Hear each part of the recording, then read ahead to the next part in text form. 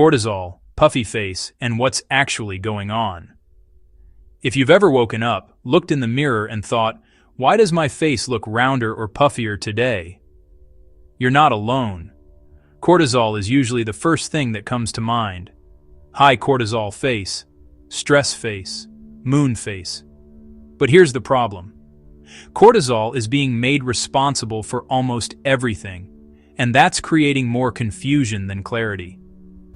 So let's slow this down and look at what cortisol actually does, when it truly matters, and when it's being unfairly blamed. Cortisol is a stress hormone, but it's not the villain people make it out to be. You need cortisol to wake up, to regulate blood sugar, to respond to stress, and to survive. The question isn't whether cortisol exists. The question is how high it is, how long it stays high, and what environment it's acting in. There's a big difference between chronic medical cortisol excess and everyday life stress. In true high cortisol states, like Cushing's syndrome or long-term steroid medication, the physical changes are very real and very specific.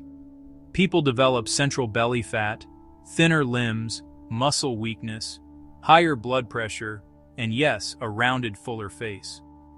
Medical imaging actually shows fat redistributing to the cheeks, jawline, and lower face in these cases.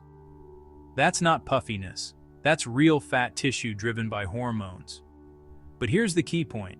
Most people watching this do not have cortisol anywhere near that level. So what about normal life stress? In everyday conditions, cortisol still plays a role, but it's subtler. Cortisol can influence how your body handles sodium and water through the kidneys. When that system is stressed, your body may retain more fluid. That fluid retention can show up as facial puffiness, especially in the morning. And fluid changes fast. That's why your face can look different day to day. This is not the same thing as gaining facial fat. Here's where most people get misled. They see puffiness and assume fat. They hear cortisol and assume something is broken. But in most cases, the drivers are much more basic.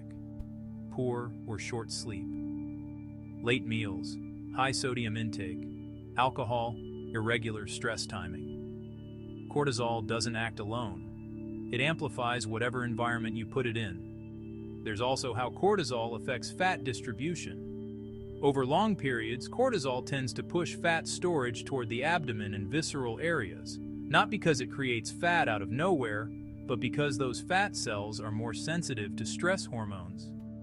That's why chronic stress plus calorie surplus tends to show up in the midsection first. But again, this is about patterns over time, not a single stressful week. So here's the practical distinction you need to understand. A puffy face is usually fluid. It fluctuates quickly. It comes and goes. A cortisol-driven fat face builds slowly and comes with other signs: central weight gain, muscle loss, rising blood pressure, fatigue. When those signs occur together, it's no longer a lifestyle question. Medical guidance becomes important. For most people, the smarter approach is not, how do I kill cortisol? It's, how do I sleep better? How do I manage stress timing? How late am I eating? How consistent is my daily movement? Because cortisol responds to rhythm more than hacks. And this is where training smarter matters. Hard training on top of poor sleep and late eating doesn't fix cortisol. It often worsens the signal. But consistent movement, walking after meals, regular sleep timing, and realistic training loads lower stress without fighting the body. That's not sexy, but it works. So if you're dealing with facial puffiness or stubborn belly fat, don't panic and blame one hormone. Zoom out, look at patterns, fix the basics first, because most of the time cortisol isn't the cause, it's the amplifier. In the next video, I break down how daily movement and stress timing change fat storage without adding more workouts or burnout. That's where things actually shift.